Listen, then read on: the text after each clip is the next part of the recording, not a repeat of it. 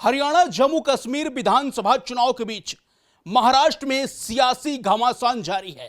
आपको बता दें कि नवंबर में महाराष्ट्र में चुनाव होंगे, लेकिन उससे पहले ही अमित शाह ने ऐसा पासा फेंका है जिसे सुन महाराष्ट्र के नेताओं में और महाराष्ट्र की राजनीतिक पार्टियों में खलबली मच गई है। अमित शाह ने सीधा ऐलान कर दिया है कि इस बार महाराष्ट्र में बीजेपी का मुख्यमंत्री होगा। इससे शिवसेना जो शिंदे गुट है, शिंदे गुट वाली शिवसेना में काफी सियासी उथल पुथल हो गया है। इसी मायने को समझने के लिए आज हमारे साथ वरिष्ठ सहयोगी सुनील राउत जी जुड़ चुके हैं और इनसे समझेंगे कि आखिर बीजेपी से महाराष्ट्र में मुख्यमंत्री कौन होगा। क्या अमित शाह के ऐलान के बाद जो शिंदे गुट वाली शिवसेना है वो बीजेपी से अलग हो जाएगी? चलिए जानते हैं और बातचीत करते हैं। सर, क्या है मामला? अमित शाह महाराष्ट्र पहुंचते हैं, कहते हैं कि मुख्यमंत्री बीजेपी का होगा। कौन मुख्यमंत्री होगा और इसके सियासी मायने क्या हो सकते हैं? जी बिल्कुल पाठक, देखिए अभी महाराष्ट्र की राजनीति में रोज नए नए खुलासे हो रहे हैं और बहुत उठापटक चल रही है। कल ही हमने खुलासा किया था कि कैसे उद्धव ठाकरे, संजय राउत बीजेपी गुट की तरफ जा रहे हैं, मेल मुलाकातें चल रहे हैं। ये वंचित बहुजन वंचित अघाड़ी जो है प्रकाश अंबेडकर की पार्टी, उनके नेता की ओर से एक खुलासा किया गया कल, और उसके बाद महाराष्ट्र की राजनीति में बड़ा उहापोह मचा हुआ है। उसके बाद कल ही अमित शाह मुंबई पहुंचे थे। मुंबई में पदाधिकारियों के साथ उन्होंने बैठक की। उस बैठक में देवेंद्र फडणवीस जो बीजेपी के अध्यक्ष है, चंद्रकांत बावनकुळे, वो आशीष शेलार जो महाराष्ट्र के बड़े नेता है, और भी बाकी बड़े जो पार्टी के कद्दावर नेता है वो उस बैठक में शामिल थे और कार्यकर्ता थे। उन कार्यकर्ताओं को संबोधित करते हुए, पदाधिकारियों को अपने संबोधित करते हुए अमित शाह ने एक ऐसी बात कह दी है जिसने शिवसेना जो शिंदे गुट है उसके माथे पर चिंता की लकीरें ला दी। उन्होंने कहा कि मुख्यमंत्री जो होगा वह हम लोगों का होगा, भारतीय जनता पार्टी का होगा। अगर हम चुनाव जीतते हैं, आपको पूरे दमखम के साथ चुनाव लड़ना है और कुछ नहीं करना है। आपको सिर्फ 10% वोटों में इजाफा करना है। अगर 10% वोटों में इजाफा हम कर देंगे तो भारतीय जनता पार्टी की इतनी सीटें आ जाएगी कि अकेले सरकार बनाने की स्थिति में आ जाएंगे। तो अमित शाह ने एक तरह से यह भी संदेश दिया अपने कार्यकर्ताओं को कि हमें सहयोगियों की जरूरत नहीं है। अगर आप ही पूरे दमखम से चुनाव लड़ेंगे तो भारतीय जनता पार्टी अकेले दम पर महाराष्ट्र में सत्ता में आ सकती है। और अमित शाह का आकलन ये इसलिए भी उन्होंने ये बात कही क्योंकि पिछले अगर हम आंकड़े देखें, इस बार का लोकसभा चुनाव के आंकड़े अगर छोड़ दें हम, हालांकि वोट शेयर में कोई बहुत अंतर नहीं आया है। लोकसभा सीटें भले ही कम मिली हो भारतीय जनता पार्टी को महाराष्ट्र में, लेकिन उसका वोट शेयर यथावत है। अगर आप देखेंगे वोट परसेंट तो लगभग 26-27% के आसपास वोट शेयर रहता है भारतीय जनता पार्टी का अकेले का महाराष्ट्र में, और वही वोट शेयर उसका लोकसभा चुनाव में रहा है। अगर मैं डेटा की बात करूं, थोड़ा सा मैं डेटा लेके आया हूं चुनाव पर। अगर मैं 2019 के जो पिछले विधानसभा चुनाव हुए तो उसकी बात करूं तो भारतीय जनता पार्टी को 105 सीटें मिली थी और 26% उसका वोट शेयर था।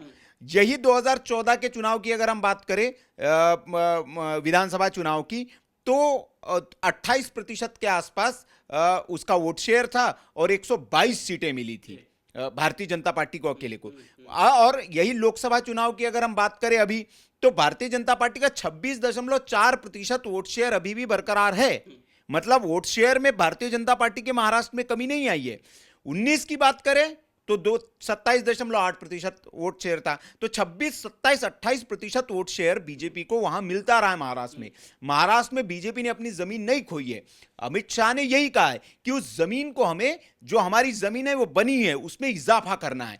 और अगर हम 10% अपना वोट शेयर बढ़ा देते हैं तो जाहिर तौर पर बात है 105 सीटें, 122 सीटें अगर पिछले चुनाव में बीजेपी को मिली है, सबसे बड़ी पार्टी महाराष्ट्र में भारतीय जनता पार्टी रही है, तो इतना वोट शेयर अगर इजाफा कर देते हैं तो बहुमत भारतीय जनता पार्टी अकेले दम पर बना लेगी और मुख्यमंत्री हम हमारा बनाएंगे। अभी देखिए, इससे पहले भी मुख्यमंत्री भारतीय जनता पार्टी का ही था, देवेंद्र फडणवीस मुख्यमंत्री थे, लेकिन चूंकि वहां पर सियासी उठापटक हुआ, उद्धव ठाकरे ने अपनी नाराजगी जाहिर की और उसके बाद उन्होंने एक तिकड़म भिड़ाई, पार्टी में थोड़ी सी टूट हुई और उसके बाद भारतीय जनता पार्टी को समझौता करना पड़ा उद्धव ठाकरे के गुरूर को तोड़ने के लिए, और इसीलिए शिंदे को आगे करके, शिंदे के नाम पर पत्ता खेलकर उन्हें मुख्यमंत्री बनाया।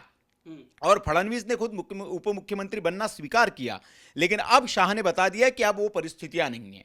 अब हमने जो उद्धव का गुरूर तोड़ना था, उद्धव अब जगह पे आ गए उद्धव। न उनकी हालत क्या है महाराष्ट्र की राजनीति में आप देखिए, ना कांग्रेस उनको तवज्जो दे रही है और न बीजेपी। और खबरें तो ये भी है कि वो बीजेपी के दरवाजे पर जा रहे हैं कि हमें ले लीजिए, अपने साथ ले लीजिए। रात के अंधेरे में मीटिंग हो रही है, 2 बजे संजय राउत के जो है वो जेपी नड्डा से मिल रहे हैं। ये एमवीए के बड़े नेता जो है, माफ करिएगा, वंचित बहुजन अघाड़ी वीबीए जिसको कहा जाता है, उसके प्रवक्ता है, उन्होंने यह खुलासा किया है कि रात 2 बजे मीटिंग हुई है, उद्धव ठाकरे और देवेंद्र फडणवीस के बीच मुलाकात। सवाल यही है ना कि जिस तरीके से संजय राउत आधी रात को जेपी नड्डा से मिलते हैं, उसके बाद अमित शाह का ऐलान होता है कि मुख्यमंत्री बीजेपी का होगा, उसके बाद अमित शाह अजीत पवार से मिलते हैं, उसके बाद से कांग्रेस इस तरीके से झटका देती है उद्धव ठाकरे को मुख्यमंत्री फेस को लेकर, तो आखिर सियासी समीकरण क्या चल रहा है?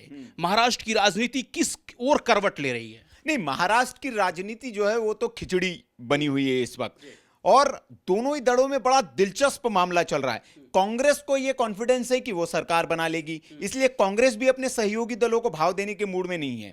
आप देखिए, कांग्रेस अपनी राह अलग चलने की कोशिश में है। अभी कल ही पृथ्वीराज चौहान का ऐसा बयान आया है कि जिसके बाद उद्धव ठाकरे के होश उड़े हुए हैं, क्योंकि उन्होंने कहा कि मुख्यमंत्री हमारा होगा।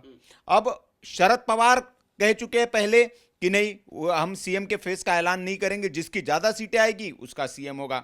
उद्धव ठाकरे इनसे अलग है, वो कह रहे कि नहीं, सबसे पहले सीएम के नाम का ऐलान करिए, भले ही आप अपनी पार्टी का ले लीजिए, हम ऐलान कर देंगे।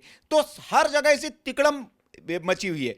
इधर अजीत पवार जो है वो अपनी डफली अपने राग पे चल रहे, कि कहां जाएंगे वो, इसी पर अभी तक बात नहीं बन पा रही है। शिवसेना शिंदे गुट जो है तटस्थ है, वो चाहते हैं कि भारतीय जनता पार्टी के साथ ही रहे, क्योंकि उनको पता है कि हमारी जमीन सत्ता के साथ रहने में ही हमें लाभ है। जिस तरीके से अमित शाह ने ऐलान किया कि मुख्यमंत्री बीजेपी का होगा, तो क्या इसके बाद शिंदे वाली शिवसेना कहीं अलग थलग तो ना पड़ जाएगी, कहीं एनडीए से अलग ना चली जाए? नहीं, मुझे नहीं लगता नीतीश, इसलिए क्योंकि देखिए, शिवसेना के 2 गुट होने के बाद एकनाथ शिंदे को सत्ता की जरूरत है, सत्ता के सहयोग की जरूरत है। अगर एकनाथ शिंदे पार्टी तोड़कर सिंबल शिवसेना का हथिया पाए हैं, और अगर उनके साथ इतने नेता आए हैं, तो इसमें भारतीय जनता पार्टी का बड़ा रोल है। भारतीय जनता पार्टी अगर उनको साथ नहीं देती, उद्धव ठाकरे ने भी ये कहा कि भारतीय जनता पार्टी अगर हमारा साथ देती उस वक्त, तो हमारी पार्टी नहीं टूटती, और ये जाहिर है, राजनीति है। शिंदे को भारतीय जनता पार्टी का साथ मिला, सहयोग मिला, तभी शिवसेना के 2 फाड़ हो पाए, और इस वक्त में उनको सीएम भी बना दिया गया। अब इससे ज्यादा एकनाथ शिंदे को क्या चाहिए? तो अगली बार वो डिप्टी सीएम बन जाएंगे। शर्त यही होगी कि डिप्टी सीएम, हमने भाई एक सीएम डिप्टी सीएम बन सकता है फडणवीस, तो अब शिंदे डिप्टी सीएम क्यों नहीं बन सकते? तो फिर बीजेपी की तरफ से मुख्यमंत्री का चेहरा कौन होगा? वो उन्होंने कहा, ये इस बात से आप लगा सकते हैं कि अमित शाह ने इसी बैठक में कहा कि देवेंद्र फडणवीस महाराष्ट्र की सारी समस्याओं को सुलझाने के लिए काफी है। तो ये इशारा था कि फडणवीस ही महाराष्ट्र के मुख्यमंत्री होंगे। तो जिस तरीके से विपक्ष जो है वहां पर कांग्रेस, उद्धव और एक तरफ शरद पवार का जो एनसीपी है, वहां भी सियासी उथल पुथल है, तो कहीं उद्धव ठाकरे भी बीजेपी के साथ आना नहीं चाह रहे हैं, उनके साथ हाथ मिलाना चाह रहे हो? नहीं, ये खबरें हैं अंदर ही खाने कि उद्धव ठाकरे अलग थलग अपने को महसूस कर रहे हैं, क्योंकि जिस तरह से कांग्रेस के दर पर आ रहे हैं, बार बार दिल्ली में हाजिरी लगा रहे हैं, उसके बावजूद कांग्रेस पार्टी की ओर से अनसुना, अनदेखा किया जा रहा है उनको। वो डिमांड्स कर रहे हैं कि अब तक सीट शेयरिंग हो जानी चाहिए, क्योंकि देखिए 26 नवंबर अंतिम डेट है। 26 नवंबर से पहले चुनाव महाराष्ट्र में हो जाने हैं, नतीजे आ जाने हैं, और चुनाव आयोग भी इस बात पर ऐलान कर चुका है कि हम 26 नवंबर से पहले चुनाव कर देंगे। चुनाव तो इन्हीं के साथ हो जाते हैं, भाई डेट यही थी, लेकिन चूंकि वो गणेश उत्सव का हवाला देकर चुनाव आयोग ने इसको आगे बढ़ाया। आप देखिए, हरियाणा का नतीजा आने के 1-2 दिन के बाद ही महाराष्ट्र के चुनाव की तारीखों का ऐलान हो जाएगा, और 26 नवंबर से पहले मतदान करके नतीजे आ जाएंगे महाराष्ट्र के। तो समय बहुत कम है, बहुत ज्यादा समय आपके पास है नहीं, तो इसीलिए अब तक सीट शेयरिंग हो जानी चाहिए। सीट शेयरिंग पर बात बन नहीं रही है, कांग्रेस उद्धव को इंटरटेन नहीं कर रही है। आप देखिए, वो कह रहे हैं, मीटिंग में कहते हैं कि मुख्यमंत्री के चेहरे का आप ऐलान कर दीजिए, मैं उसका साथ दूंगा, उस पर तो आप ऐलान नहीं करते। पीछे से जाकर चुपके से आप कह देते हैं कि कांग्रेस का मुख्यमंत्री होगा। तो ये कहीं ना कहीं उद्धव को बताया जा रहा है, क्योंकि उद्धव की जो डिमांड्स है बहुत ज्यादा है। वो कह रहे कि सबसे ज्यादा सीटें मुझे चाहिए, मुख्यमंत्री हमारा होगा, चलिए मुख्यमंत्री आपका दे देंगे, सीटें हम ज्यादा लड़ेंगे तो ज्यादा जीत के आएंगे तो फिर नौटंकी करेंगे। तो ये उसकी स्ट्रेटेजी को कांग्रेस समझ गई है। और चूंकि लोकसभा चुनाव के जो नतीजा हैं उसमें उद्धव का स्ट्राइक रेट बहुत खराब रहा है, यूबीटी का सबसे कम सीटें जीती है, सबसे कम वोट शेयर मिला है, सबसे मतलब बुरा परफॉर्मेंस रहा है यूपी में। विधानसभा चुनाव और लोकसभा चुनाव में काफी अंतर होता है। हाँ। सुनील जी, आप भी जानते हैं कि मुद्दे अलग अलग होते हैं। हाँ। तो कहीं ना कहीं अच्छा परफॉर्मेंस हो सकता है उद्धव गुट का विधानसभा चुनाव में। नहीं, परफॉर्मेंस किस मुद्दे पे आप बताइए? उद्धव ठाकरे किस मुद्दे पे वोट मांगेंगे? उन्होंने कुछ दिनों तक महाराष्ट्र की सरकार चलाई, कुछ दिनों तक वो मुख्यमंत्री रहे, उस कार्यकाल के नाम पर जाकर वो वोट मांगेंगे तो उसकी क्या उपलब्धियां हैं उनकी, वो जनता को बताना पड़ेगा। और मुझे नहीं लगता कि महाराष्ट्र में जितने दिन उद्धव ठाकरे मुख्यमंत्री रहे हैं और उन्होंने जो सरकार चलाई उसमें ऐसी कोई बड़ी उपलब्धि उनके पास है। उसके बरक्स आप भारतीय जनता पार्टी में शिंदे गुट को आप देखेंगे तो शिंदे गुट ने कई उपलब्धियां अपने नाम कर ली। मसलन महिलाओं को लाडली बहन योजना, भाऊ के लिए लाडला भाऊ योजना, आप कल परसों ही गाय को राष्ट्रमाता का दर्जा दे दिया।